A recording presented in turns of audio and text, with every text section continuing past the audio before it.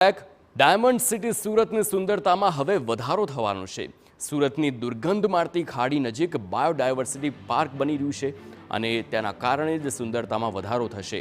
તો 87 હેક્ટર જમીન પર 145 કરોડના ખર્ચે મહાનગરપાલિકા બાયોડાયવર્સિટી પાર્ક બનાવી રહી છે અને હાલ બાયોડાયવર્સિટી પાર્કનું કાર્ય અંતિમ તબક્કામાં છે, જ્યારે પાર્કમાં 13 કિલોમીટરનો વોકિંગ ટ્રેક અને 9 કિલોમીટરનો સાયકલિંગ ટ્રેક પણ બનાવવામાં આવ્યો છે। આ પાર્કમાં 6 લાખ જેટલા જુદા જુદા પ્રકારના વિશેષ વૃક્ષો પણ ઉગાડાયા છે। પાર્કમાં ઉગાડેલા વૃક્ષો સુગંધ રેલાવશે તો ખાડીની દુર્ગંધ પણ નહીં અનુભવાય તેવું માનવું છે। સુરત શહેરમાંથી વચ્ચેથી ખાડી પસાર થાય છે।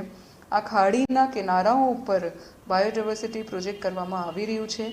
જે ખાડી પહેલાં ગાર્બેજ માટેના ડમ્પિંગ ગ્રાઉન્ડ્સ હતા, ત્યાં અત્યારે ગ્રીન સ્પેસીસ, ક્લીન સ્પેસીસ અને અર્બન ફોરેસ્ટ અને એન્વાયરમેન્ટલ ફ્રેન્ડલી સ્પેસીસ લોકો માટે ઊભી કરવામાં આવી રહી છે।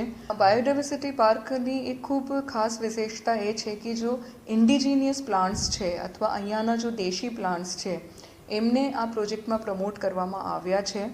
અર્બન ફોરેસ્ટ અને ઓક્સિજન પાર્કના કોન્સેપ્ટ ઉપર બાયોડાયવર્સિટી પાર્ક બનાવવામાં આવી રહ્યું છે, એટલે સુરત શહેરમાં લંગ્સ જો કહી શકાય એવા બાયોડાયવર્સિટી પાર્ક બનાવવામાં આવી રહ્યું છે।